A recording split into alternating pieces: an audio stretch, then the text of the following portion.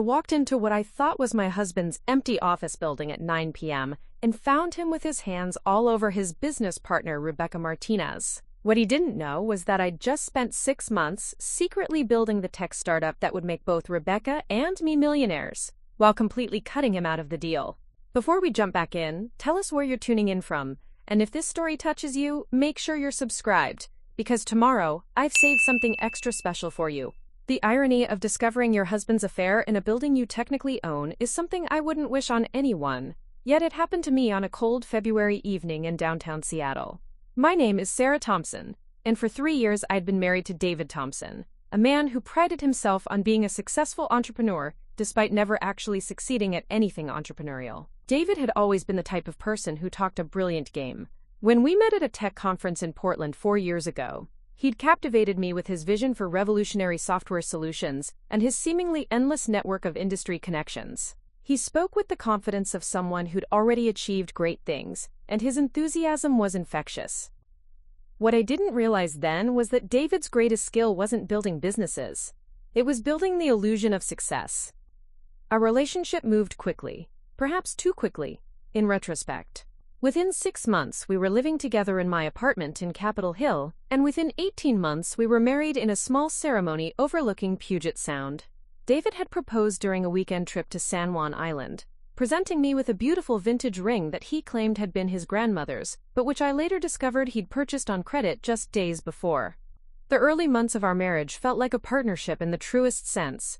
David would spend his days working on what he described as groundbreaking projects, while I maintained my position as a senior software engineer at Microsoft. My salary provided our financial stability while David pursued his entrepreneurial dreams, an arrangement that seemed fair given his promises about the massive returns his ventures would eventually generate. David's latest project had been consuming his attention for over a year. He'd partnered with Rebecca Martinez, a woman he'd met through Seattle's startup networking scene, to develop what he described as revolutionary customer relationship management software. Rebecca was everything David claimed to be: genuinely intelligent, technically skilled, and professionally accomplished. She had an MBA from Stanford and had previously worked for several successful tech companies in San Francisco before moving to Seattle. From the beginning, David had been effusive in his praise of Rebecca's capabilities. She was brilliant, he would tell me over dinner. She understood market dynamics in ways that would transform their software into the next big thing. She had connections with venture capitalists who were already expressing interest in their preliminary concepts. According to David, Rebecca Martinez was going to be the key to finally achieving the success that had eluded him throughout his career. I'd met Rebecca several times at networking events and dinner parties, and I had to admit that David's assessment of her abilities seemed accurate. She was articulate, knowledgeable about technology trends, and possessed the kind of strategic thinking that successful entrepreneurs require. More importantly, she seemed genuinely interested in building something meaningful, rather than just chasing the appearance of success. What struck me most about Rebecca during our limited interactions was how different she was from David in her approach to business. Where David was all vision and enthusiasm, Rebecca was methodical and detail-oriented. Where David spoke in grand generalities about market disruption, Rebecca discussed specific technical implementations and user experience considerations. She seemed like exactly the kind of partner David needed to actually execute on his ambitious ideas. The software they were developing together was designed to help small and medium-sized businesses manage their customer relationships more effectively. According to David, existing solutions were either too expensive for smaller companies or too simplistic to provide real value. Their software would occupy the sweet spot between affordability and sophistication, providing powerful tools that growing businesses could actually afford to implement. David would spend hours each evening explaining the technical details of their project, describing algorithms for data analysis and user interface designs that would revolutionize how businesses understood their customers. He spoke about Rebecca's contributions with genuine admiration, crediting her with solving problems that had been stumping him for months.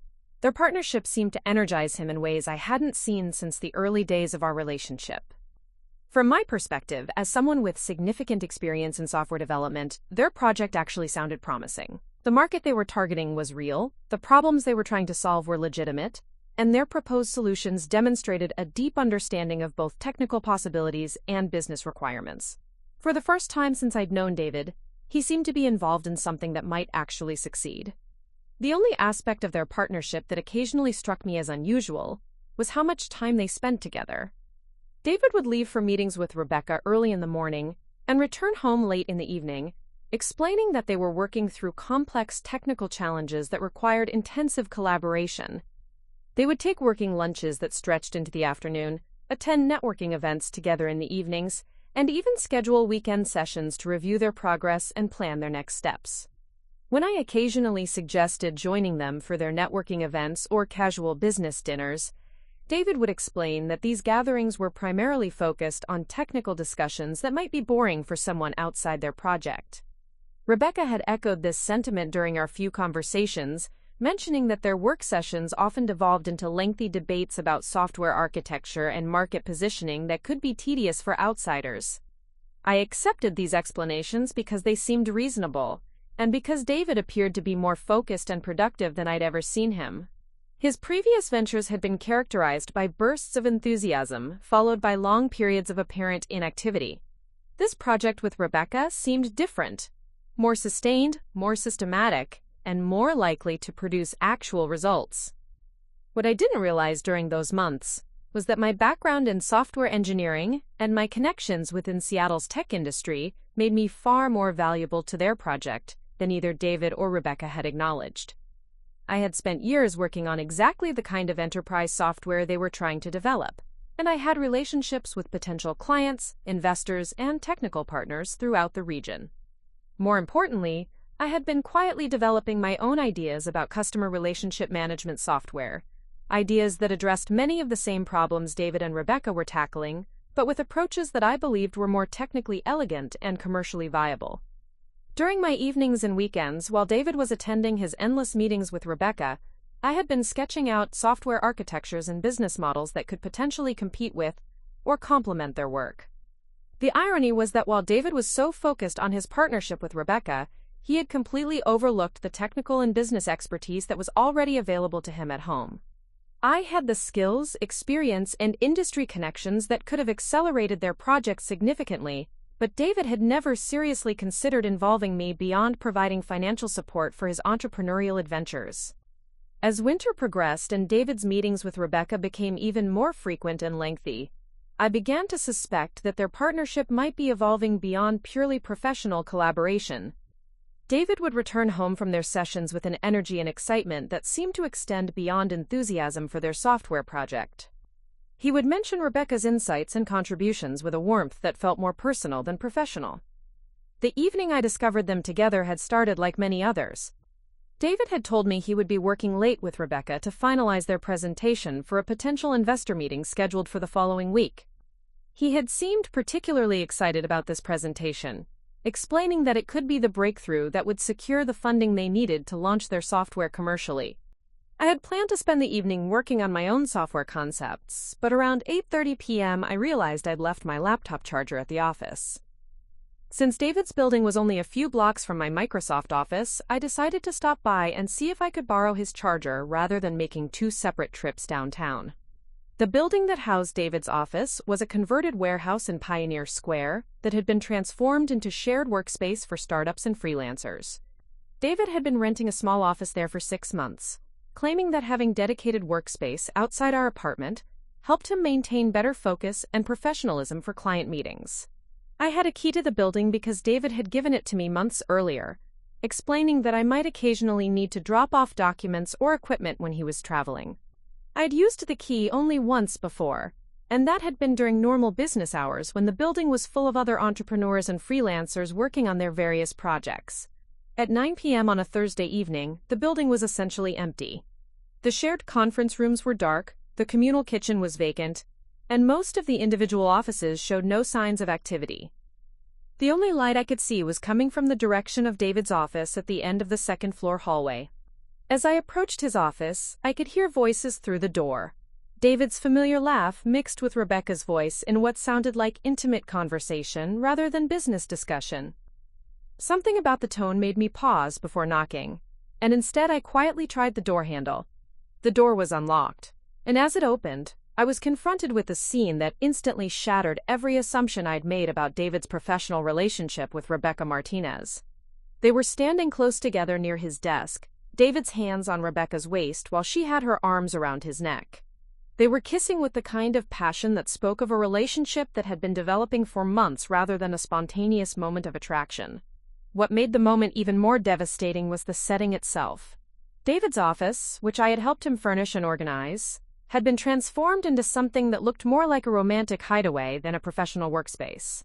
There were candles burning on his desk, a bottle of wine open beside his computer, and soft music playing from speakers I'd never seen before. The confrontation that followed was brief, but definitive. David and Rebecca separated immediately when they realized I was standing in the doorway, both of them struggling to find words that could somehow explain or minimize what I'd witnessed. David started with denials, and then shifted to explanations about how their relationship had evolved naturally from their professional collaboration.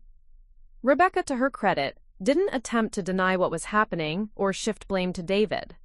She acknowledged that they had crossed professional boundaries and that their personal relationship had been developing alongside their business partnership for several months. She seemed genuinely sorry that I had discovered their affair in such a direct and painful way. But as I stood there listening to their explanations and apologies, a different kind of realization was beginning to form in my mind. The software project they had been working on together was exactly the kind of venture I had been developing independently. Their business model aligned closely with ideas I had been refining for months. Most importantly, Rebecca's technical skills and business acumen were precisely what I needed to transform my own concepts from theoretical possibilities into commercial realities. David had been right about one thing. Rebecca Martinez was exceptionally talented and could be the key to achieving real success in the tech industry. He had simply been wrong about who she should be partnering with. Preparing and narrating this story took us a lot of time, so if you are enjoying it, subscribe to our channel. It means a lot to us. Now back to the story. The drive home from David's office that night was a blur of Seattle's neon-lit streets and the rhythmic sound of rain against my windshield. But instead of feeling devastated by my husband's betrayal, I found myself calculating algorithms and market opportunities. You see, what David and Rebecca didn't know was that for the past 8 months, I had been secretly developing my own customer relationship management software, one that was technically superior to anything they could imagine. The project had started almost by accident during a particularly frustrating week at Microsoft. I had been assigned to troubleshoot integration issues with a major client's existing CRM system, and the more I dug into their problems, the more I realized that every solution on the market was fundamentally flawed. They were either overly complex systems designed for enterprise clients with massive IT budgets, or simplified tools that couldn't handle the sophisticated needs of growing businesses.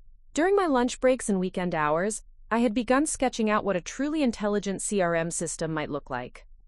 Unlike David and Rebecca's approach, which focused primarily on user interface improvements and cost reduction, my concept centered on advanced machine learning algorithms that could predict customer behavior patterns and automatically optimize sales strategies for individual businesses.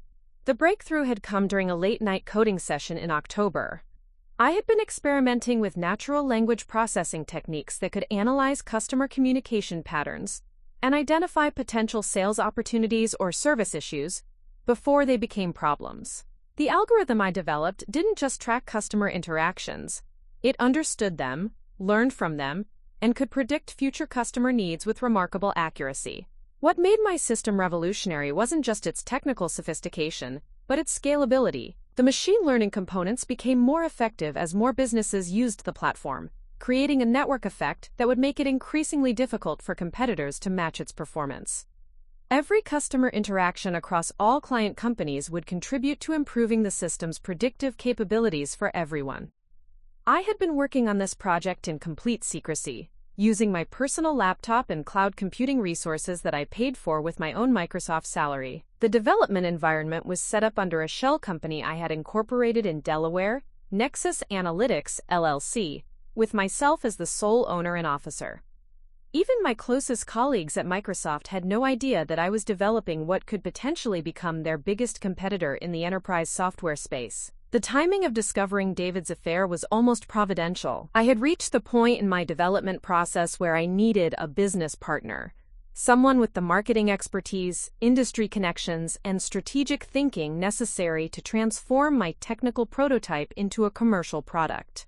I had been debating whether to approach venture capital firms directly or find a co-founder who could handle the business development side while I focused on technical refinement. Rebecca Martinez, despite her involvement with my husband, possessed exactly the qualifications I needed. Her Stanford MBA, her experience with successful tech startups, and her demonstrated ability to understand complex software products made her an ideal potential partner. More importantly, our brief interactions at networking events had given me insight into her character. She was ambitious, intelligent, and genuinely interested in building something meaningful, rather than just chasing quick profits. The next morning, I called in sick to Microsoft and spent the day researching everything I could find about Rebecca's professional background. Her LinkedIn profile revealed an impressive trajectory through the tech industry, with positions at 3 different startups that had either been acquired or achieved significant market success. She had specialized in product marketing and business development, with particular expertise in B2B software solutions. More interesting was what I discovered about her current financial situation. Rebecca was working with David on a bootstrap budget, funding their development through her personal savings and occasional freelance consulting work. Their project was technically sound but undercapitalized, which meant they were limited in their ability to invest in advanced development tools, comprehensive market research, or the kind of technical infrastructure that modern software products require. My system, by contrast, was built on a robust cloud architecture, with sophisticated security protocols and scalable data processing capabilities. I had invested nearly $40,000 of my own money into development tools, computing resources, and legal preparation for intellectual property protection. The contrast between our technical foundations was stark. They were building a functional but limited product, while I was creating a platform that could potentially dominate the entire CRM market. That evening, I made a decision that would have seemed impossible just 24 hours earlier. Instead of confronting David about his affair or demanding explanations about his deception, I was going to approach Rebecca directly with a business proposition that could make both of us wealthy while leaving David completely out of the picture. The strategy required careful planning and perfect timing. I needed to present my offer to Rebecca in a way that would demonstrate both the superiority of my technical solution and the inadequacy of her current partnership with David. More importantly, I needed to do this without revealing that I knew about their personal relationship, at least initially. The business opportunity had to stand on its own merits. Nal had. I spent the weekend preparing a presentation that would showcase my CRM system's capabilities without revealing all of its proprietary algorithms. The demo focused on the user experience and the practical benefits that businesses would receive, while the underlying machine learning architecture remained protected as trade secrets. I prepared financial projections showing potential revenue streams, market analysis demonstrating the size of the opportunity, and a detailed comparison with existing solutions including the system David and Rebecca were developing. The technical demonstration was particularly impressive. My software could analyze a company's existing customer database and immediately identify patterns that would take traditional CRM systems months to recognize. It could predict which customers were most likely to make additional purchases, which ones were at risk of switching to competitors, and which communication strategies would be most effective for different customer segments. What made the system even more powerful was its integration capabilities. Unlike David and Rebecca's standalone solution, my platform could connect with existing business systems, accounting software, email marketing tools, e-commerce platforms, and create a unified view of customer relationships across all touchpoints. The result was a level of customer insight that most businesses had never experienced. On Monday morning, I sent Rebecca an email from my Nexus Analytics account, identifying myself as a software engineer who had been following her work in the Seattle startup community. I mentioned that I had developed a CRM solution that might complement her business development expertise, and I suggested meeting for coffee to discuss potential collaboration opportunities. Rebecca's response came within 2 hours, expressing enthusiasm about learning more about my project. We scheduled a meeting for Wednesday afternoon at a cafe in Fremont, far enough from Pioneer Square that we were unlikely to encounter David or anyone from his networking circles. The location choice was strategic. Fremont's artistic, independent atmosphere would provide the right setting for a conversation about innovative business opportunities, while the distance from downtown would ensure privacy for discussions about potentially sensitive competitive information. I spent Tuesday evening refining my presentation and preparing for questions that Rebecca might ask about my background, my technical capabilities, and my business objectives. I needed to position myself as a serious entrepreneur with a superior product, rather than just another engineer with an interesting side project. More importantly, I needed to gauge Rebecca's reaction to learning that she had been working on an inferior solution with an inadequate partner. The psychological dynamics of the meeting would be crucial. I needed to demonstrate the value of partnering with me without directly criticizing her current relationship with David, at least until she was ready to hear that critique. The coffee shop meeting would be the first step in a strategy that could transform both of our careers while delivering appropriate consequences for David's deception. He had chosen to betray our marriage while pursuing what he thought was a brilliant business opportunity. I was about to show him what a truly brilliant business opportunity looked like, and how quickly it could leave him behind. Wednesday afternoon arrived with the kind of crisp winter sunshine that makes Seattle beautiful, despite the constant rain. I arrived at the cafe early, choosing a corner table where we could have a private conversation while I could observe Rebecca's reactions to my presentation. My laptop was loaded with the demo, and my folder contained printed materials that would support our discussion. Rebecca arrived precisely on time, looking professional and curious about what I might propose. She was dressed in the kind of sophisticated business casual that suggested she took our meeting seriously, and her demeanor was both friendly and focused. "Sarah," she said as she approached the table, "thank you for reaching out. I have to admit, your email intrigued me. It's not often that I hear from other entrepreneurs working on CRM solutions." As she settled into her chair and ordered coffee, I realized that this conversation would be the beginning of everything: the end of my marriage to David, the start of a new business partnership, and the launch of a product that could revolutionize how businesses understand their customers. What Rebecca didn't know yet was that she was about to see technology that would make her current project obsolete, and that the woman sitting across from her was the wife of the man she had been secretly involved with for months. The next hour would change all of our lives forever. The coffee shop in Fremont buzzed with the quiet energy of freelancers and artists working on laptops, providing the perfect backdrop for what would become the most important business meeting of my life. Rebecca Martinez sat across from me, her expression shifting from polite curiosity to genuine amazement as I walked her through the capabilities of my CRM system. "This is extraordinary," Rebecca said, leaning forward to get a better view of my laptop screen as I demonstrated the predictive analytics dashboard. "Sarah, how long did you say you've been working on this?" 8 months of intensive development," I replied, watching her face carefully as she absorbed the implications of what she was seeing. "But the underlying concepts have been evolving in my mind for almost 2 years, based on problems I've encountered in enterprise software integration at Microsoft." The demo I was showing Rebecca represented only about 30% of my system's actual capabilities, but even this limited glimpse was clearly overwhelming her expectations for what CRM software could accomplish. The machine learning algorithms were processing sample customer data in real time, identifying patterns and generating insights that would typically require weeks of manual analysis. "Look at this customer segmentation analysis," I continued, clicking through to a visualization that showed how the system had automatically categorized a fictional company's customer base into 12 distinct behavioral groups. The AI doesn't just look at purchase history or demographic data. It analyzes communication patterns, response times, seasonal variations, and even the emotional tone of customer interactions to predict future behavior.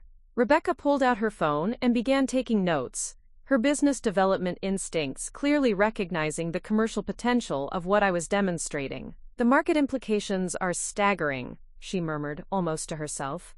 "This could completely disrupt the entire CRM industry." What made this moment particularly satisfying was knowing that Rebecca had spent months working with David on a product that was essentially a slightly improved version of existing solutions, while I had been developing technology that could make their entire approach obsolete. The contrast between conventional customer relationship management and my AI-driven system was like comparing a paper filing system to a supercomputer. "The revenue model is what really sets this apart," I explained, transitioning to the financial projections I had prepared. Traditional CRM companies charge flat subscription fees based on the number of users or the amount of data storage. My system charges based on the value it creates for each client, a percentage of the additional revenue generated through improved customer insights and optimized sales strategies. Rebecca's eyes widened as she processed this information. So your income grows directly with your client's success. That's brilliant positioning, and it means your revenue potential is essentially unlimited. Exactly. And because the machine learning components become more effective as more businesses use the platform, there's a network effect that creates natural barriers to competition. Every new client makes the system more valuable for existing clients, which makes it increasingly difficult for competitors to match our performance. I could see Rebecca's mind working through the strategic implications, her Stanford MBA training evident in how quickly she grasped both the technical advantages and the business opportunities. This was exactly the kind of thinking I needed in a partner, someone who could translate technical innovation into market success. Sarah, Rebecca said, setting down her coffee cup and looking directly at me. I have to ask about your current situation. Are you planning to leave Microsoft to pursue this full-time? Do you have funding in place? What's your timeline for bringing this to market? These were the questions I had been preparing for, and my answers were designed to demonstrate both my commitment and my resources. I've already incorporated a company, Nexus Analytics, and I've invested $40,000 of my own money into development and infrastructure. I'm prepared to leave Microsoft as soon as I have the right business partner in place to handle marketing, sales, and investor relations. And you're looking for a co-founder rather than just hiring employees? I'm looking for someone who can complement my technical expertise with proven business development skills, I replied carefully. Someone who understands B2B software markets and has experience scaling startup operations. Based on your background and our conversation today, you seem like exactly the kind of partner this project needs. Rebecca was quiet for a moment, clearly processing the magnitude of what I was proposing.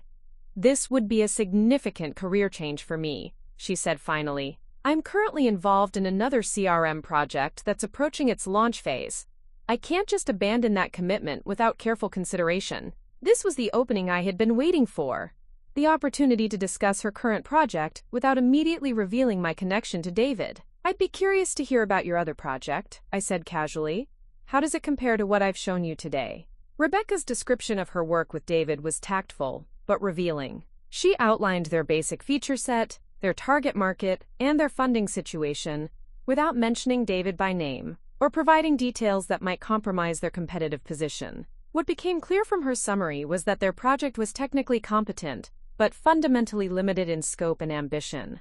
It sounds like a solid product, I said diplomatically, but it seems focused on incremental improvements rather than paradigm shifts. The market is already crowded with solutions that offer better user interfaces and lower costs.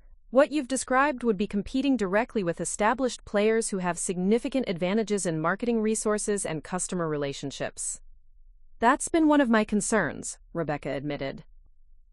My business partner is very enthusiastic about our prospects, but I've been wondering whether we're differentiated enough to break through the market noise. The customer relationship management space is dominated by companies with massive marketing budgets and extensive sales networks. I leaned back in my chair, recognizing that Rebecca was already questioning the viability of her project with David. The challenge with incremental innovation is that it requires perfect execution and significant marketing investment to succeed.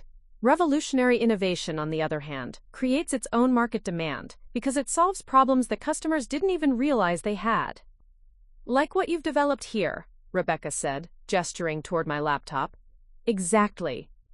Instead of competing for market share in an existing category, we'd be creating an entirely new category of customer intelligence platforms. The companies that adopt our system early will have such significant competitive advantages that their success will drive demand from other businesses in their industries. Rebecca spent the next 20 minutes asking detailed questions about my technical architecture, my intellectual property protection, and my plans for scaling the platform. Her questions demonstrated both her business acumen and her growing excitement about the possibilities. She was clearly beginning to see this opportunity as potentially transformative for her career. Sarah, I need to be completely transparent with you about something, Rebecca said as our conversation began to wind down. The timing of your proposal is particularly complex for me because my current project involves more than just a business partnership. There are personal relationships at stake that would make any transition extremely complicated. I nodded sympathetically, careful not to reveal that I knew exactly what she meant. Business partnerships can be challenging to unwind, especially when personal friendships are involved. But sometimes you have to prioritize the opportunities that align with your long-term goals, even when it means disappointing people you care about. It's more complicated than friendship, Rebecca said quietly, and I could see her wrestling with how much to reveal. My business partner and I have developed a personal relationship that goes beyond professional collaboration. Ending our business partnership would also mean ending our personal relationship, and that's not a decision I can make lightly. This admission confirmed what I had suspected about the depth of Rebecca's involvement with David. They weren't just having an affair, they had convinced themselves that they were in love and planning a future together. This made my proposition even more appealing, because it offered Rebecca an escape route from a relationship that was built on David's deception and financial dependency. I understand that personal relationships can complicate business decisions, I said carefully. But you should consider whether staying in a situation that limits your professional growth is fair to either of you in the long run. Sometimes the kindest thing you can do for someone is to pursue the opportunities that will make you most successful and fulfilled. Rebecca was clearly conflicted, but I could see that the potential of my technology platform was overwhelming her concerns about disrupting her current situation. The business opportunity was simply too compelling to ignore, especially for someone with her ambition and expertise. Would you be willing to give me some time to think about this? Rebecca asked. I'd also like to discuss the technical specifications in more detail, maybe see a more comprehensive demonstration of the system's capabilities. Of course, I replied, beginning to pack up my laptop, but I should mention that I'm planning to move forward with this project within the next few weeks, regardless of whether you decide to join me. The market timing is optimal, and I have other potential partners I could approach if you're not available. This wasn't entirely true. I hadn't seriously considered other partners, but I needed Rebecca to understand that this was a limited-time opportunity rather than an open-ended invitation. I appreciate your honesty about the timeline, Rebecca said, standing up and extending her hand. Give me until Friday to review my current commitments and consider how I might be able to transition into this opportunity. Can we schedule a follow-up meeting for this weekend? Absolutely. And Rebecca, I added as we shook hands, I want you to know that I believe we could build something truly extraordinary together. Your business development expertise, combined with my technical platform, could create the kind of company that defines an entire industry. As I watched Rebecca walk away from the cafe, I felt a mixture of satisfaction and anticipation. The first phase of my strategy had succeeded beyond my expectations. Rebecca was clearly interested in partnering with me, and she was already questioning the viability of her current project with David. More importantly, she had no idea that the woman offering her the business opportunity of a lifetime was the wife of the man she had been deceiving for months. The revelation of that connection would come later, after Rebecca had fully committed to working with me and had begun to understand just how much she had been limiting herself by settling for David's mediocre ambitions. By Friday, Rebecca Martinez would have to choose between staying loyal to my unfaithful husband or partnering with me to build a technology company that could make us both millionaires. I was confident about which choice she would make. The 3 days between my coffee meeting with Rebecca and our scheduled follow-up became a masterclass in strategic information gathering. While Rebecca wrestled with her decision about abandoning David for my business opportunity, I spent those 72 hours systematically documenting every aspect of David's deception, not for divorce proceedings, but to ensure I had complete leverage when the truth about our interconnected relationships finally emerged.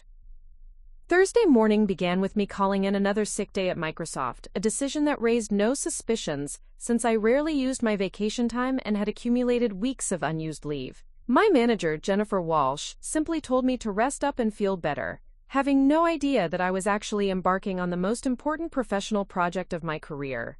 My first stop was David's shared workspace building in Pioneer Square. I arrived at 7 a.m., knowing that David rarely showed up before 9 a.m., and that most of the other entrepreneurs in the building were early risers who would provide natural cover for my presence. Using my key, I accessed David's office and began photographing everything that might be relevant to understanding the true nature of his relationship with Rebecca. What I discovered exceeded my expectations for David's carelessness with evidence. His desk drawers contained printed emails between him and Rebecca that clearly documented the evolution of their relationship, from professional collaboration to personal intimacy. The timeline revealed that their affair had begun in October, just weeks after I had started developing my own CRM system, and had intensified significantly over the past 2 months. More damaging were the financial documents scattered throughout his workspace. David had been funding their project development entirely through credit cards and personal loans, accumulating nearly $23,000 in debt, while claiming to Rebecca that he had sufficient capital to support their venture. The contrast with my $40,000 cash investment in superior technology was stark and would be devastating to his credibility when revealed. Perhaps most interesting were the notes David had made during their business planning sessions. His handwriting filled multiple notebooks with ideas that were clearly Rebecca's contributions, market analysis that reflected her Stanford MBA training, and technical specifications that demonstrated her superior understanding of software development requirements. David had been taking credit for intellectual work that was primarily Rebecca's, while contributing little beyond enthusiasm and networking connections of dubious value. I photographed everything methodically, creating a comprehensive record of David's deception, financial irresponsibility, and intellectual dishonesty. The evidence would be crucial not only for protecting myself legally, but for demonstrating to Rebecca how thoroughly David had been manipulating and undermining her contributions to their partnership. The most revealing discovery was a draft email that David had apparently written but never sent, outlining his strategy for gradually gaining control over all aspects of their business partnership. The email described his plans to leverage Rebecca's romantic feelings for him to convince her to accept a minority ownership stake in their company, despite her superior qualifications and contributions. David's cynical calculation of how to exploit Rebecca's emotions for financial gain was laid out in black and white. Thursday afternoon was spent researching the legal and financial implications of my situation. I contacted Patricia Kim, an attorney who specialized in intellectual property and business partnerships, to discuss how to protect my CRM system's proprietary technology, while potentially bringing on a business partner. Patricia's office was located in Bellevue, far enough from Seattle's startup community that my consultation would remain confidential. The key issue, Patricia explained during our 2-hour meeting, is ensuring that your intellectual property remains protected regardless of what partnership agreements you might enter into. Given the value of what you've developed, you want ironclad legal structures that preserve your ownership of the core technology, while allowing for appropriate equity sharing based on business development contributions. Patricia helped me draft partnership agreements that would give a potential co-founder significant equity and decision-making authority over business operations, while maintaining my complete control over the technical platform and its underlying algorithms. The legal framework would protect both parties' interests while ensuring that my 8 months of development work remained properly valued. More importantly, Patricia explained how Washington state law would protect my intellectual property in the event that my marriage to David ended in divorce. Since I had developed the CRM system entirely on my own time, using my own resources, and without any input from David, it would be considered separate property that he could have no claim to regardless of community property laws. Your husband's complete lack of involvement in or knowledge of your project actually works in your favor, Patricia noted. There's no possibility of him claiming that marital resources or shared expertise contributed to the development of your system. Everything you've created belongs entirely to you. Thursday evening brought an unexpected development that accelerated my timeline considerably. David came home from another working dinner with Rebecca in an unusually agitated state, pacing around our apartment and making phone calls that he clearly didn't want me to overhear. His behavior suggested that something significant had happened during his meeting with Rebecca, and I suspected it might be related to our coffee shop conversation. "Everything all right?" I asked casually as David ended his third hushed phone call of the evening. "Fine, just some complications with the investor presentation," David replied, his tone unconvincing. "Rebecca's been having second thoughts about some of our business strategies, nothing that can't be worked out." This confirmed my suspicion that Rebecca was already beginning to distance herself from David's project, probably as a result of seeing the superior capabilities of my system. David's agitation suggested that he was starting to realize his romantic relationship with Rebecca might not be enough to keep her committed to their business partnership. Friday morning brought a text message from Rebecca requesting to move our weekend meeting to Friday evening, claiming that she had made her decision and wanted to discuss next steps as soon as possible. The urgency in her message suggested that my strategic timeline had worked perfectly. Rebecca was ready to abandon David's project in favor of partnering with me. I spent Friday preparing for what I anticipated would be Rebecca's acceptance of my partnership offer. This required finalizing the legal documents Patricia had helped me draft, preparing detailed technical specifications for the next phase of development, and creating a comprehensive business plan that would guide our transition from prototype to commercial product. More significantly, I had to decide when and how to reveal to Rebecca that I was David's wife. The timing of this revelation would be crucial to maintaining her commitment to our partnership while ensuring that she understood the full implications of her decision to abandon David's project. The documentation I had gathered from David's office would play a key role in this conversation. Rebecca needed to see evidence of how David had been manipulating her contributions, taking credit for her ideas, and planning to marginalize her role in their company. The contrast between David's exploitation and my offer of genuine partnership would be impossible for her to ignore. Friday afternoon also brought an interesting development in my ongoing research into Rebecca's background. LinkedIn searches revealed that she had quietly updated her profile to remove references to her current CRM project with David, replacing them with more general descriptions of her consulting work and business development expertise. This subtle change suggested that she was already preparing to distance herself professionally from David's venture. More telling was a post she had shared about the importance of choosing business partners who shared your values and vision for success. The timing and content of this post, combined with her profile changes, indicated that Rebecca was experiencing serious doubts about her partnership with David, beyond just the business aspects of their relationship. As Friday evening approached, I felt confident that Rebecca had decided to accept my partnership offer. The combination of my superior technology, my substantial financial investment, and my professional approach to business development would be impossible for someone with her ambition and expertise to resist.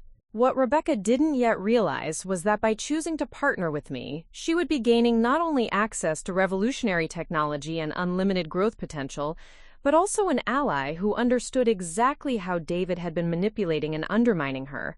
The woman offering her the business opportunity of a lifetime was the same woman whose marriage David had been destroying through his deception and betrayal.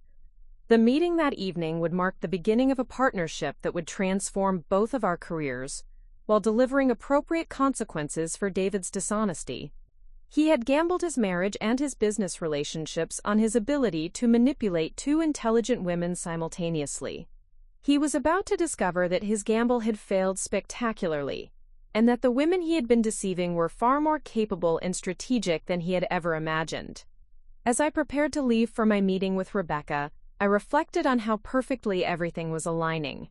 David's affair with Rebecca had inadvertently introduced me to the ideal business partner for my CRM system, while his deception had provided me with the moral clarity and strategic motivation necessary to pursue this opportunity without guilt or hesitation. By the end of the evening, Rebecca Martinez would be my business partner, and David Thompson would be facing the complete collapse of both his romantic and professional relationships. The woman he had underestimated and betrayed was about to demonstrate exactly what strategic thinking and superior resources could accomplish when properly applied. The restaurant Rebecca had chosen for our Friday evening meeting was an upscale bistro in Ballard, far removed from the startup networking venues where she might encounter David or his business associates. As I arrived at Watershed, I could see Rebecca already seated at a corner table, her laptop open and documents spread across the surface. The unmistakable signs of someone who had made a significant decision and was ready to move forward with detailed planning. "Sarah," Rebecca said as I approached, her voice carrying a mixture of excitement and nervous energy that I recognized from my own experience making career-defining decisions. "Thank you for accommodating the schedule change. I've spent the last 2 days thinking about nothing but your proposal, and I've reached some important conclusions." I settled into my chair, noting that Rebecca looked more professionally polished than she had during our coffee meeting.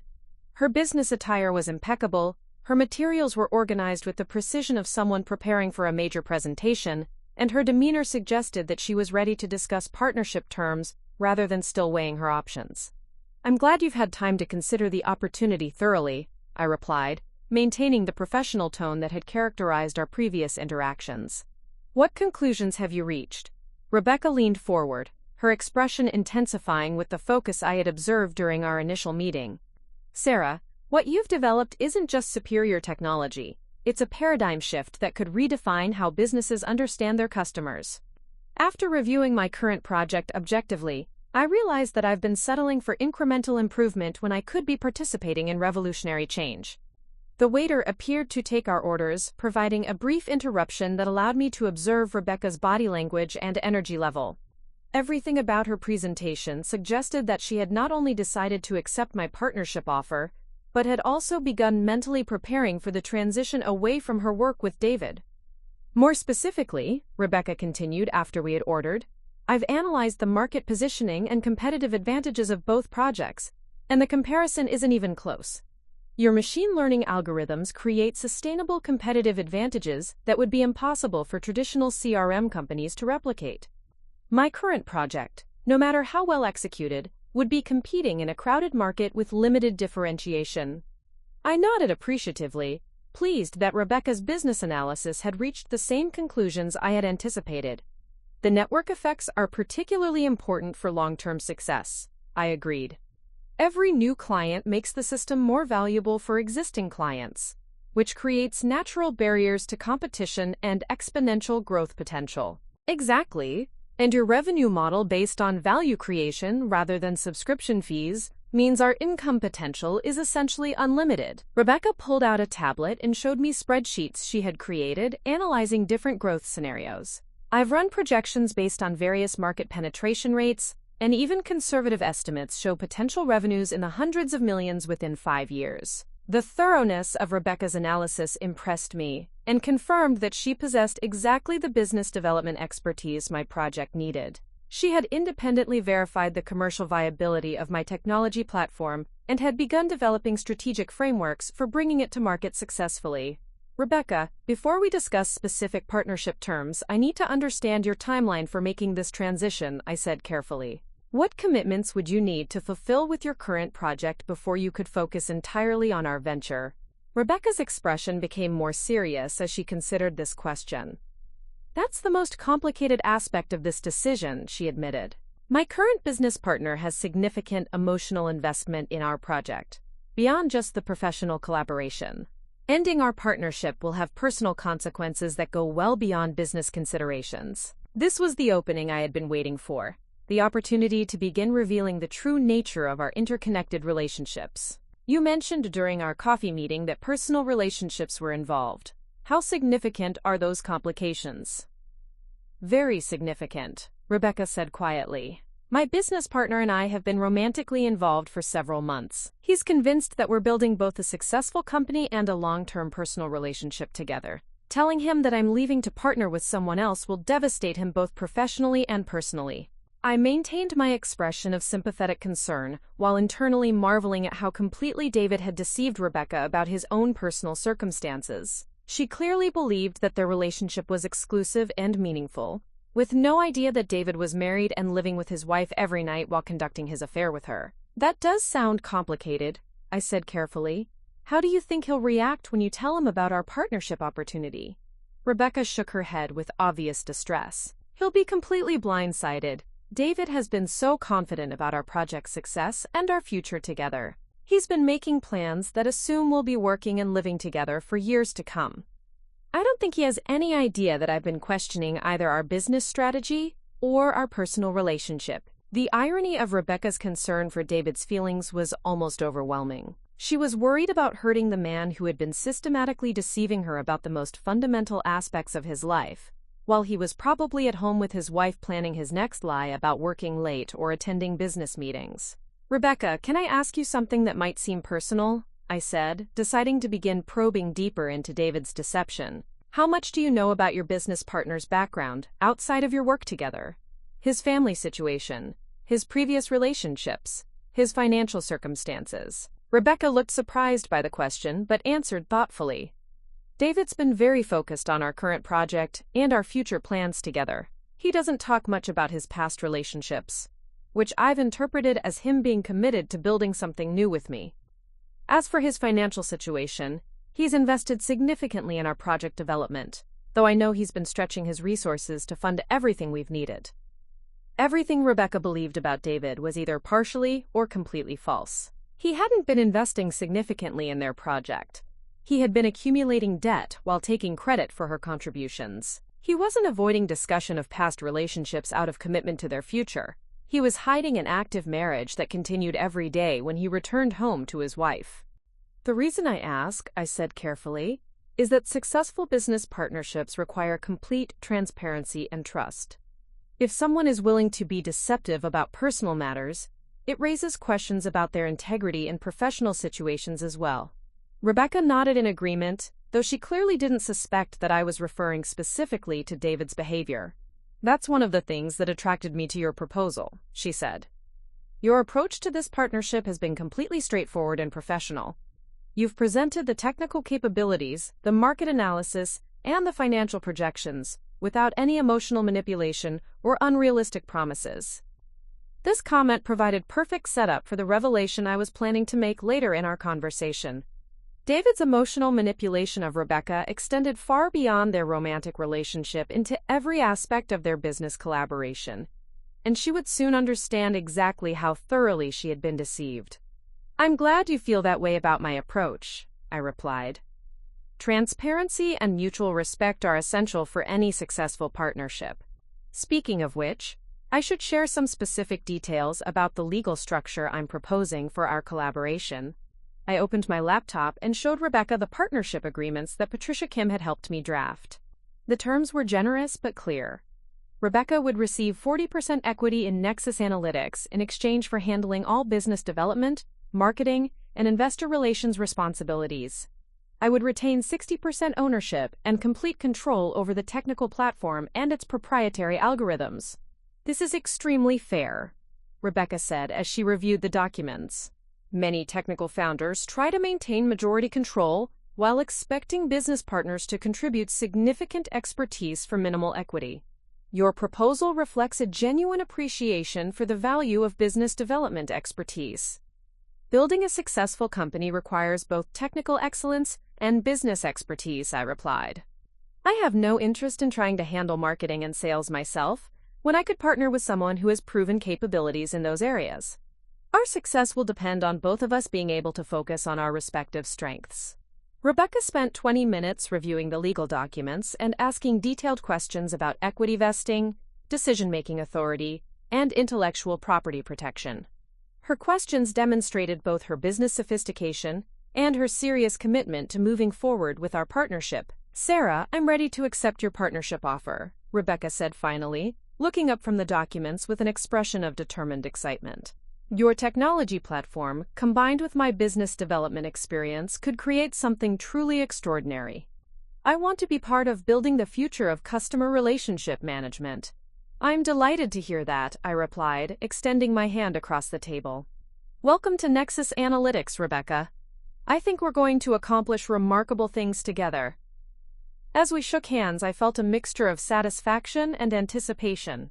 The first phase of my strategy had succeeded perfectly. Rebecca had committed to abandoning David's project in favor of partnering with me, without yet knowing that she was choosing between two versions of the same woman's life. When do you plan to tell your current business partner about your decision? I asked as we began discussing next steps. Rebecca's expression became more troubled. I suppose I should tell David this weekend. The longer I wait, the more difficult it will become. He's been planning a major investor presentation for next week, and he needs to know that I won't be participating. This timeline was perfect for my purposes. Rebecca would inform David about her decision to leave their partnership during the weekend, which would give him time to fully comprehend the collapse of both his business and romantic plans before I revealed the final piece of the puzzle. That sounds like the right approach, I agreed. Once you've handled that conversation, we can begin moving forward immediately with our development timeline. I'm hoping we can be ready for beta testing within 6 weeks. As our dinner concluded, and we prepared to leave the restaurant. Rebecca looked more energized and optimistic than I had ever seen her. She was clearly excited about the opportunities ahead and relieved to have made a decision that aligned with her professional ambitions. What Rebecca didn't know yet was that the business partner she was about to abandon would be receiving two devastating pieces of news in the coming days. First, she would tell him that she was leaving to pursue a superior opportunity with another entrepreneur. Then I would reveal that the entrepreneur in question was his wife, and that his months of deception had led directly to the complete destruction of everything he thought he was building. As I drove home that evening, I reflected on how perfectly the first phase of my plan had executed. David's affair with Rebecca had inadvertently introduced me to the ideal business partner for my revolutionary technology, while his systematic deception had provided me with both the motivation and the moral clarity necessary to pursue this opportunity without hesitation. By Monday morning, Rebecca Martinez would be my business partner. David Thompson would understand that his attempt to manipulate two intelligent women had failed catastrophically, and I would be ready to begin building the kind of company that could dominate an entire industry. The most satisfying aspect of this outcome was that it had been achieved through superior technology, strategic thinking, and genuine partnership, rather than deception or manipulation.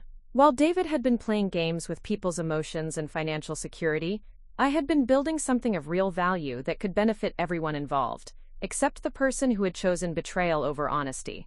Saturday morning began with David displaying an unusual level of anxiety that permeated our entire apartment.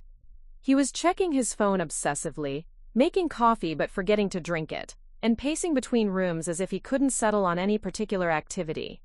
When I asked if everything was all right, he claimed he was just nervous about the investor presentation scheduled for the following week, but his agitation seemed far more intense than typical pre-meeting jitters. By 10 a.m., David had received 3 phone calls that he answered with increasing desperation, each conversation becoming more hushed and urgent than the last. From the fragments I could overhear, it was clear that Rebecca had been avoiding his attempts to contact her since our dinner the previous evening, and David was beginning to panic about her sudden unavailability. "Is Rebecca feeling all right?" I asked innocently as David ended his latest unsuccessful attempt to reach her. "You seem concerned about her." "She's just been under a lot of stress with the investor preparation," David replied, though his expression suggested he was far more worried than he was willing to admit. "Sometimes she needs space to process everything we're working on." What David didn't realize was that Rebecca was likely spending her Saturday morning reviewing our partnership agreements and preparing for the conversation that would end both her business relationship and her romantic involvement with him. I had texted her early that morning to confirm our Monday meeting to sign the formal documents, and her enthusiastic response indicated that she remained fully committed to our new partnership. Around noon, David's phone finally rang with Rebecca's name on the caller ID. His relief was palpable as he answered, but within minutes his expression shifted from happiness to confusion to something approaching alarm. The conversation was brief, and David's responses were limited to phrases like, "I don't understand," and "Can we talk about this in person?" When he hung up, David looked genuinely devastated. "Rebecca wants to meet this afternoon to discuss some changes to our business plan," he said, his voice carrying the hollow tone of someone who suspected bad news was coming but couldn't yet accept its reality. "Changes?" I asked, maintaining my facade of innocent concern while internally celebrating the beginning of David's downfall. "She's been reconsidering some aspects of our project. She wants to discuss alternative approaches to bringing our software to market." David was clearly trying to minimize the significance of Rebecca's request, but his body language suggested he understood that something fundamental had shifted in their relationship. I spent the afternoon working on my laptop in our living room, supposedly catching up on Microsoft projects but actually finalizing the business plans for Nexus Analytics. Through our apartment's windows, I could see David in the courtyard below, talking on his phone with increasingly animated gestures. He was clearly trying to convince someone, probably Rebecca, to reconsider whatever decision she had made. At 3 p.m., David left for his meeting with Rebecca at a coffee shop in Capitol Hill. He looked like a man heading to his own execution, his usual confidence replaced by nervous energy and barely concealed dread. As I watched him drive away, I felt a mixture of anticipation and satisfaction, knowing that the next few hours would completely destroy the illusions he had been maintaining about his life. My phone buzzed with a text from Rebecca about an hour after David left. Having the conversation now. More difficult than expected, but I'm committed to our partnership. We'll update you later. I could only imagine how David was reacting to the news that Rebecca was abandoning their project for a superior opportunity with another entrepreneur. His entire strategy had been built on the assumption that he could maintain control over both his wife and his mistress through manipulation and deception. Learning that Rebecca was choosing to partner with someone else would shatter his sense of control completely. David returned home just after 6 p.m., and the change in his demeanor was dramatic. The nervous energy had been replaced by something closer to shock.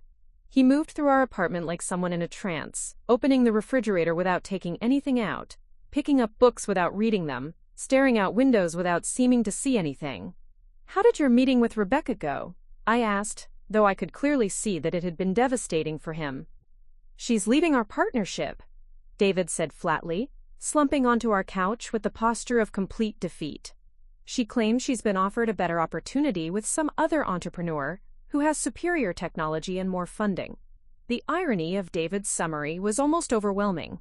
He was describing exactly what had happened, but he had no idea that the other entrepreneur was his own wife, or that Rebecca's decision to leave had been motivated by seeing technology that made their project obsolete. "I'm so sorry, David, that must be incredibly disappointing after all the work you've put into the project together." I sat down beside him, maintaining the supportive wife performance, while internally marveling at his complete obliviousness to the real situation. "It's worse than disappointing," David said, his voice cracking slightly. "Rebecca and I weren't just business partners. We had been planning a future together, both professionally and personally. She just walked away from everything we were building." This admission was the closest David had ever come to revealing his affair to me directly. In his devastation, he was letting his guard down and speaking more honestly about his relationship with Rebecca than he ever had before. What made it even more satisfying was knowing that he had no idea he was confessing his betrayal to the person who had orchestrated his downfall. "You two had developed a personal relationship?" I asked, feigning surprise while carefully observing David's reaction to this direct question. David looked at me with the expression of someone who had just realized he might have said too much. "We had become close friends through working together," he backtracked quickly. "Business partnerships can develop emotional components when people spend a lot of time collaborating on projects they care about." "Of course," I agreed sympathetically. "It must be particularly painful when professional and personal relationships end simultaneously." David spent the rest of Saturday evening in a state of distracted melancholy, alternating between checking his phone for messages from Rebecca that weren't coming and staring blankly at the television without appearing to follow any of the programs. His entire sense of reality had been disrupted, and he was struggling to process the collapse of what he had believed was a carefully controlled situation. Sunday brought an escalation in David's desperation that was both predictable and pathetic. He spent the morning crafting what appeared to be lengthy text messages to Rebecca, typing and deleting repeatedly before finally sending messages that generated no responses. By afternoon, he was calling her directly, leaving voicemails that became increasingly emotional and pleading. "Maybe you should give Rebecca some space to process her decision," I suggested after watching David's fourth, unsuccessful attempt to reach her. "Sometimes people need time to think through major career changes without pressure from the people they're leaving behind." "You don't understand," David said with more sharpness than he had ever directed toward me. "This isn't just about business. Rebecca is making a mistake that will hurt both of us in ways she doesn't fully comprehend." The desperation in David's voice was revealing multiple layers of his delusion. He genuinely believed that Rebecca was making an error in judgment, rather than recognizing that she had been offered a superior opportunity. More importantly, he seemed to think that his emotional manipulation could override her rational analysis of business alternatives. Sunday afternoon brought a surprise that accelerated my timeline considerably. Rebecca called me directly, rather than texting, with an update on her conversation with David that revealed just how thoroughly he had been deceiving her about his personal circumstances. "Sarah, I need to ask you something that might sound strange," Rebecca said, her voice carrying a tension I hadn't heard before.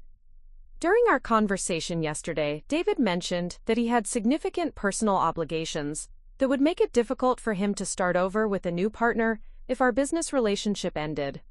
When I pressed him for details, he became evasive and changed the subject. This was exactly the opening I had been waiting for. Rebecca was beginning to suspect that David had been hiding important aspects of his life from her. "What kind of personal obligations?" I asked carefully. That's what I couldn't get him to explain clearly. He implied that he had financial responsibilities and relationship commitments that I wasn't aware of. When I asked directly whether he was involved with someone else, he denied it, but his denial didn't seem convincing. Rebecca's intuition was leading her toward the truth, and I realized that this was the perfect moment to begin revealing David's deception.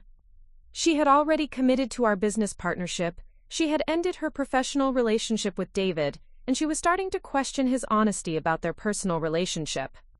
"Rebecca, there's something I need to tell you about my own personal situation that might be relevant to your concerns about David," I said, taking a deep breath before making the revelation that would change everything.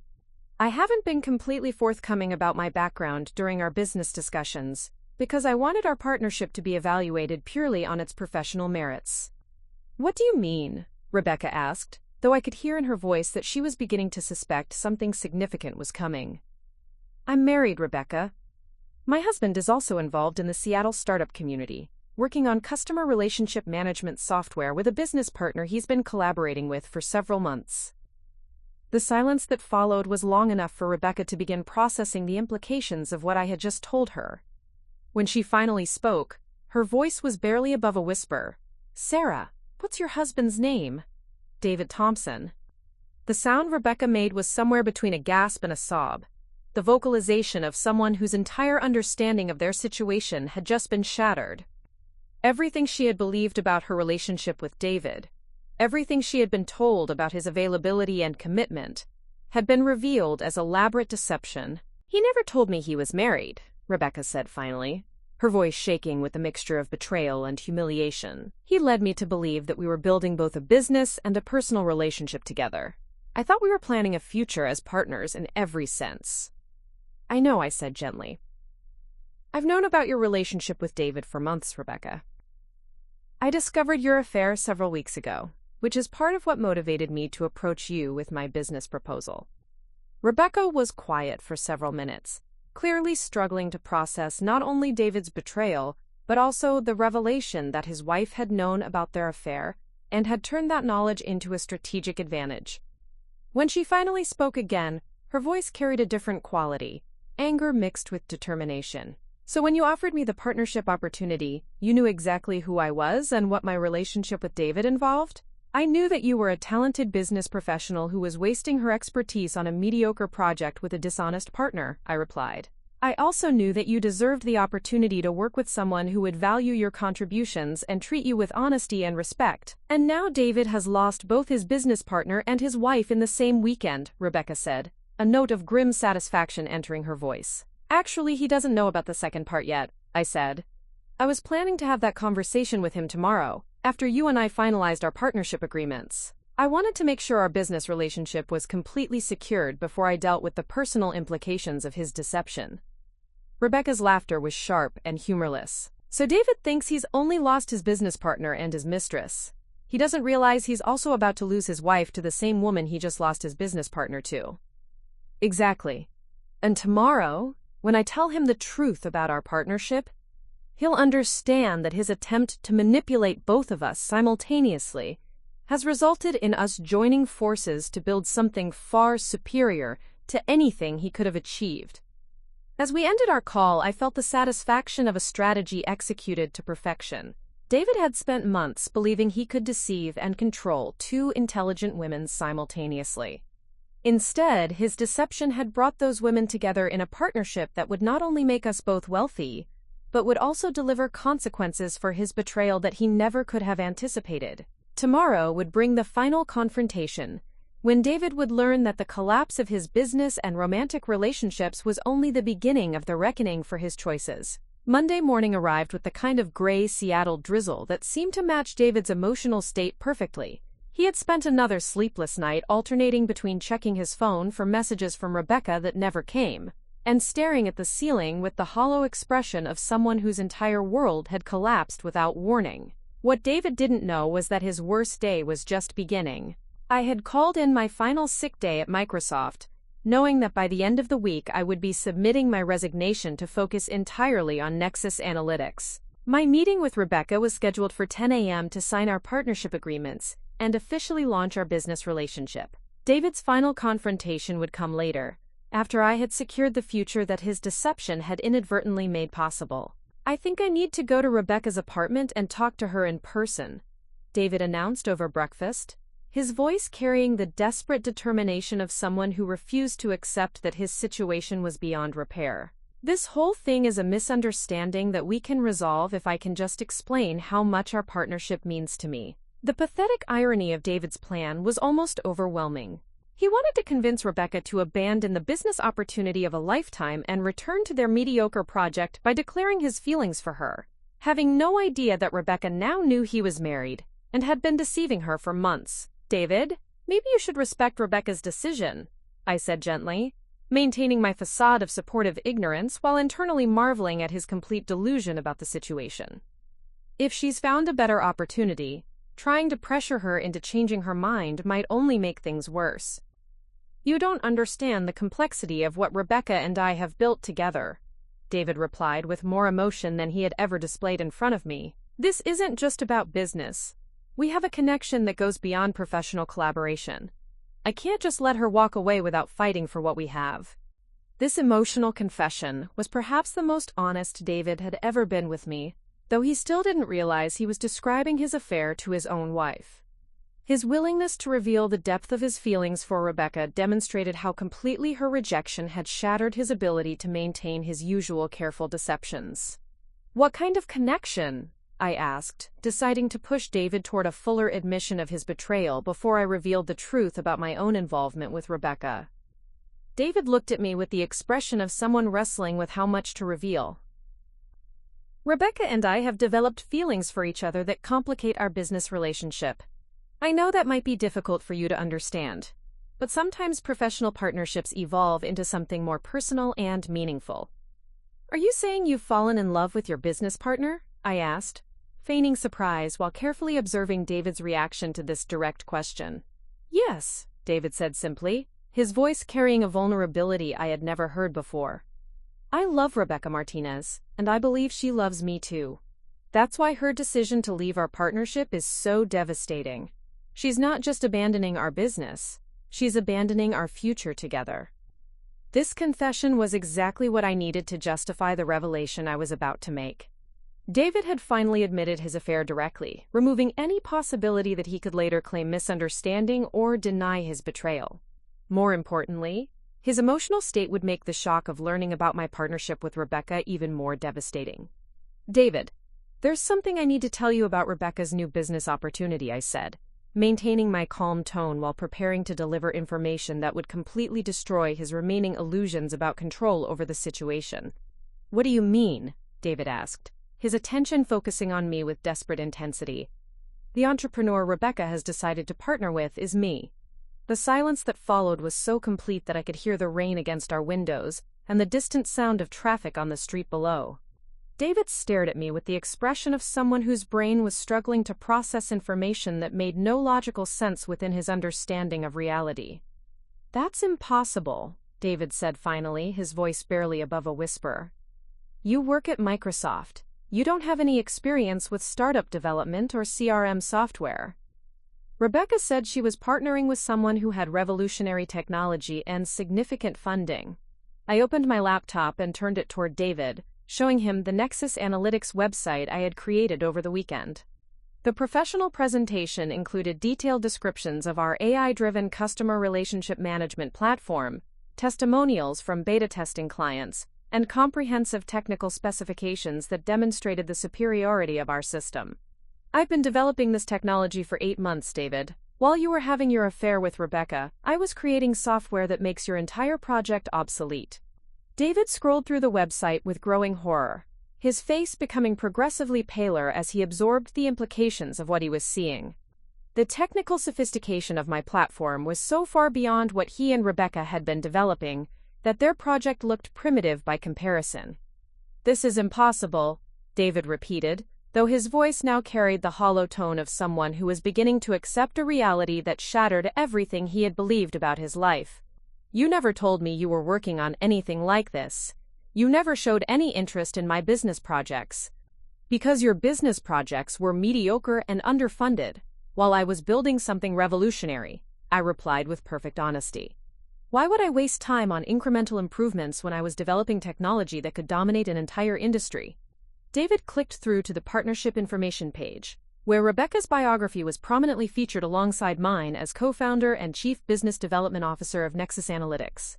The professional photograph showed Rebecca looking confident and successful, nothing like the devastated business partner David had been trying to win back. "Rebecca knew who you were when she accepted your partnership offer?" David asked, his voice cracking as he began to understand the full scope of how thoroughly he had been outmaneuvered. "Rebecca found out who I was yesterday, after she had already committed to our partnership and ended her relationship with you," I explained. "She spent Sunday evening learning that the man she thought she was in love with had been lying to her about the most fundamental aspects of his life." David's hands were shaking as he continued scrolling through the website, reading about investment commitments, technical patents, and market projections that demonstrated the commercial viability of our platform. Everything he had been working toward with Rebecca was revealed as amateur hour compared to what I had been building independently. "How long have you known about Rebecca and me?" David asked, finally looking up from the laptop with an expression of complete defeat. "Since October," I replied calmly. "I've been documenting your affair for months, David. I have photographs of you together, records of your hotel visits, copies of the emails you've exchanged, and detailed financial records showing how you've been funding your relationship through credit card debt while claiming to have investment capital." I walked to my home office and returned with the folder containing all the evidence I had gathered about David's deception. The photographs, bank statements, and printed communications created a comprehensive record of his betrayal that would be impossible to deny or minimize. David flipped through the documentation with the mechanical movements of someone in shock. Every detail of his secret relationship was laid out with clinical precision, from the first lunch meeting where their flirtation began, to the hotel reservations from the previous week. "You've been planning this confrontation for months," David said, his voice carrying a note of grudging admiration mixed with horror. "You let me continue my affair while you built a competing business and stole my partner." "I didn't steal your partner, David. I offered her a superior opportunity that aligned with her professional capabilities and personal values. Rebecca chose to work with someone who could provide her with revolutionary technology, adequate funding, and honest communication, rather than settling for mediocrity, debt, and deception." The truth of this statement was undeniable, and David's expression showed that he understood exactly how his own behavior had created the circumstances that led to his complete downfall. His attempt to manipulate and deceive two intelligent women had resulted in those women forming a partnership that excluded him entirely. "What happens now?"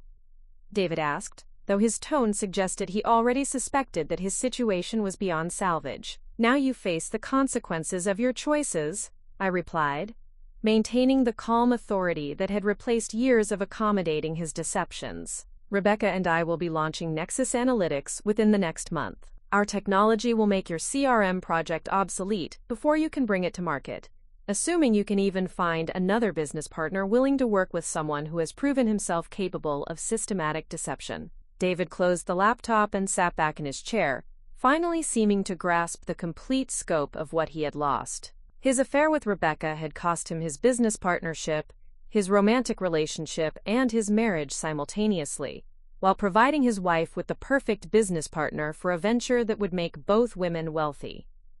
"I suppose you want a divorce," David said flatly. "The divorce papers are already prepared," I confirmed, retrieving the legal documents from my folder and placing them on the table between us. "My attorney has structured the settlement to ensure that you receive exactly what you're entitled to under Washington state law, which, given that my business was developed entirely independently of our marriage, amounts to very little." David picked up the divorce papers with the resigned movements of someone who had finally accepted that his situation was beyond his ability to control or manipulate.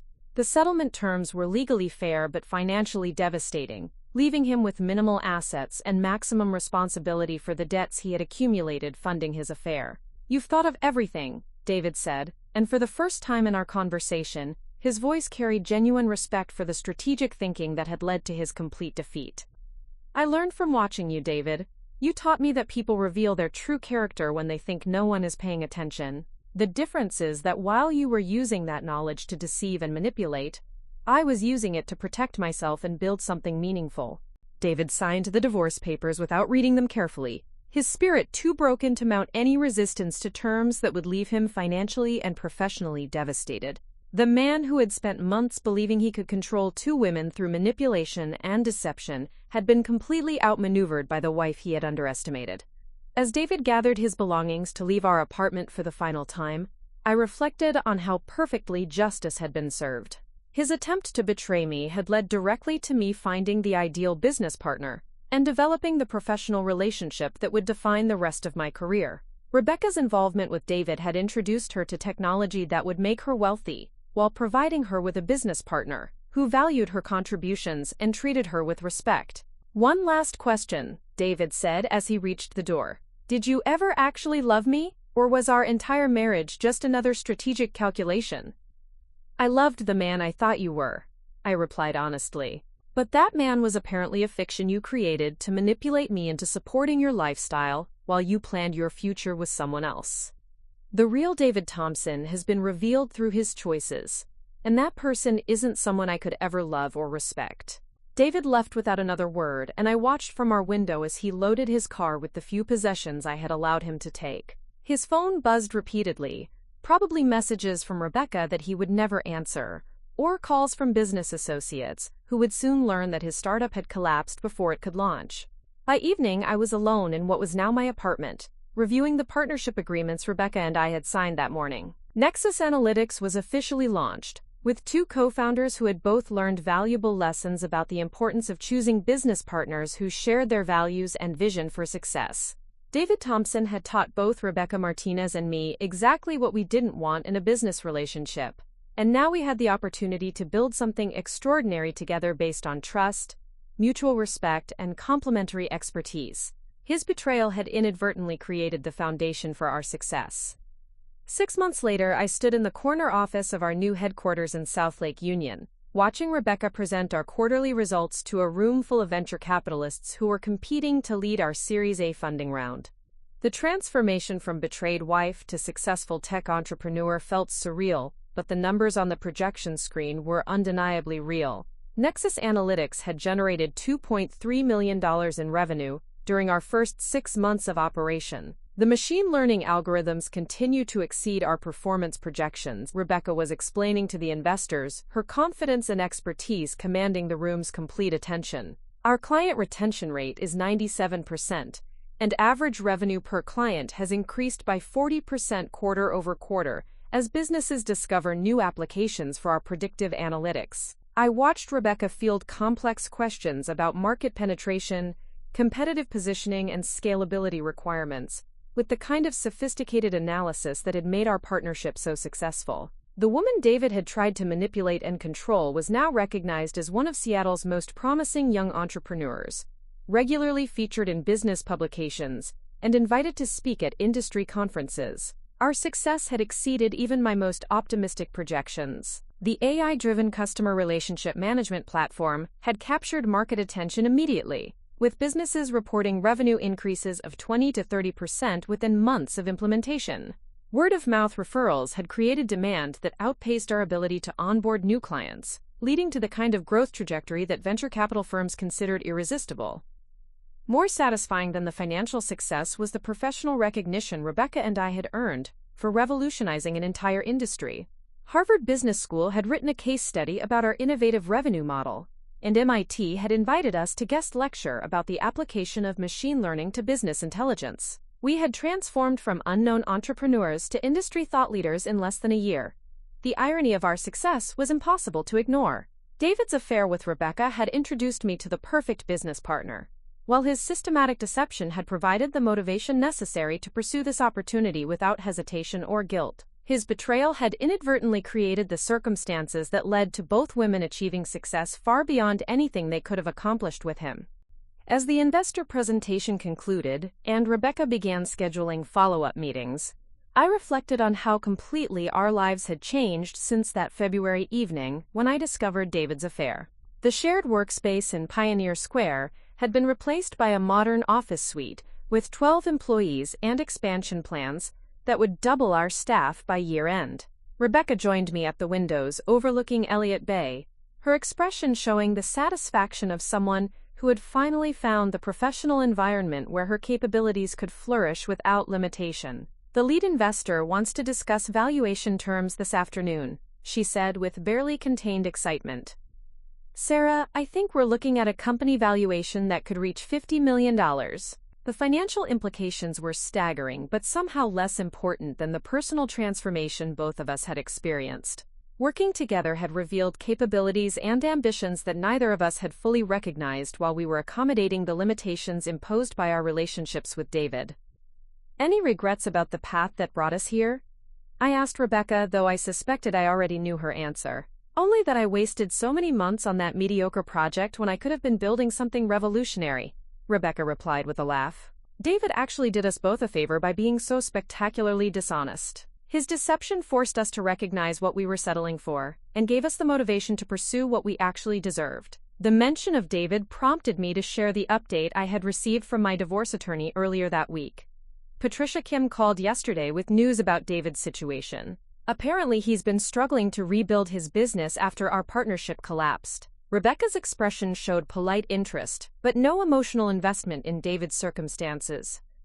"How is he handling everything?"